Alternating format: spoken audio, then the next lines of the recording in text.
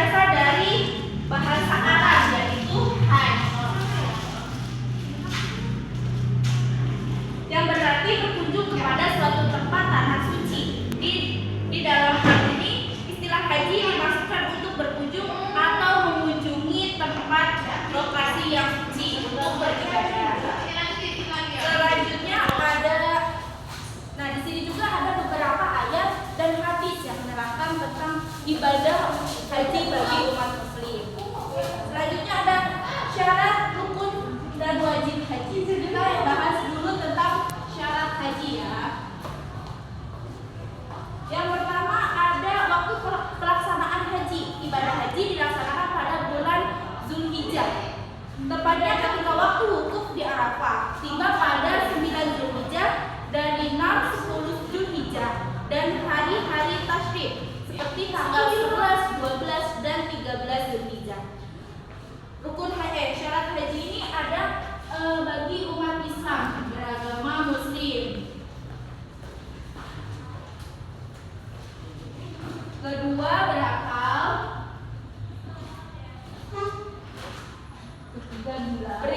Ketiga, balik atau dewasa. Keempat, merdeka, bukan orang budak ya. Dan yang terakhir, orang yang mampu. Selanjutnya ada rukun haji.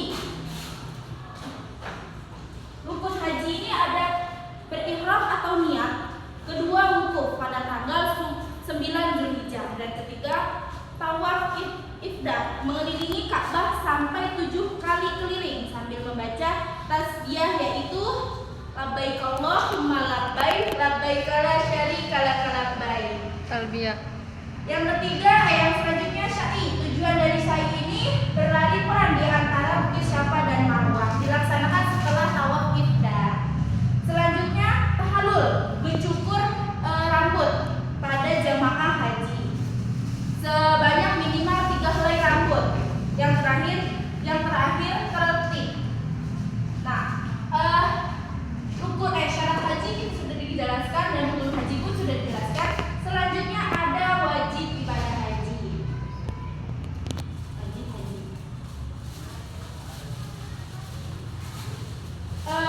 Ibadah haji adalah ritual yang harus kita lakukan selama ibadah haji maupun umroh pada tanah suci.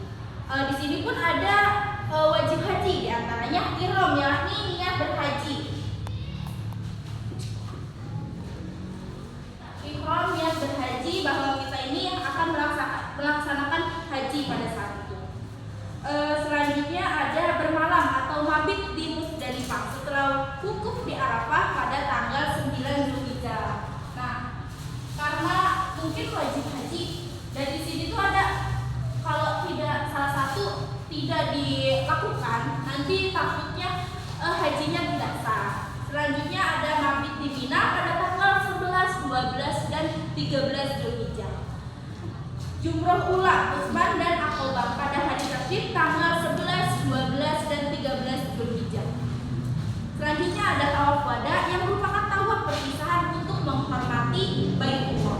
Menahan diri dari tindakan yang melarang hukum ketika menjalankan haji seperti membunuh hewan, melakukan hubungan badan dan sebagainya. Nah, dari situ tuh kita tuh dapat dendaan berupa seperti menyembelih kambing mungkin ya. Selanjutnya ada cara pelaksanaan ibadah haji. Mandi sebelum ihram, menggunakan kain ihram yang baru, memperbanyak talbiyah, melakukan tawaf kudum kedatangan, sholat 2 rakaat tawaf, bermalam di Mina, mengambil pola ifdah, yaitu pola pendahuluan haji daripada umroh. Yang terakhir tawaf wada, yaitu tawaf perpisahan.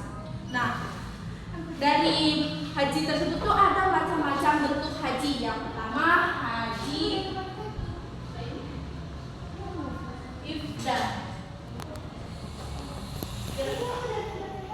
Yang kedua haji tamattu. Yang ketiga haji qiran. Ada yang tahu nggak haji ifdat? Haji ifdat itu artinya seorang pelaksanaan haji tanpa melaksanakan tanpa adanya pelaksanaan umroh. Nah, yang selanjutnya haji tamattu. Haji tamattu ini berarti bersenang-senang. Maksudnya orang yang melaksanakan umroh terlebih dahulu pada bulan-bulan haji, lalu bertahalul, kemudian berihram haji dari Mekah atau sekitarnya pada tanggal 8 Zulhijjah. Yang selanjutnya haji kiran. Kata kiran berarti berteman atau bersama.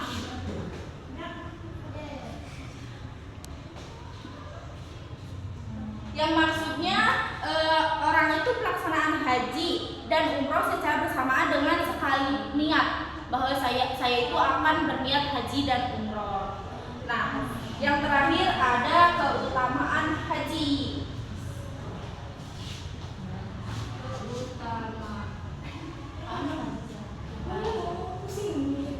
Yang pertama ada menghapus dosa.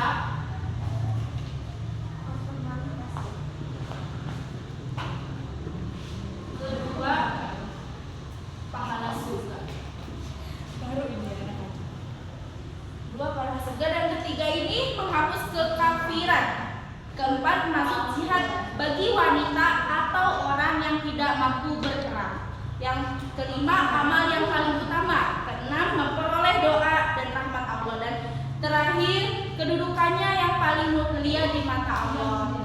Tapi walaupun di sini haji itu termasuk orang yang kedudukannya paling mulia di mata Allah, tapi kan semua manusia ini sama gitu ya, tidak ada yang dibeda-bedakan. Mungkin itu saja materi dari materi dari saya tentang haji pada hari ini. Mohon maaf jika ada kesalahan. Saya akhiri. Wassalamualaikum warahmatullahi wabarakatuh.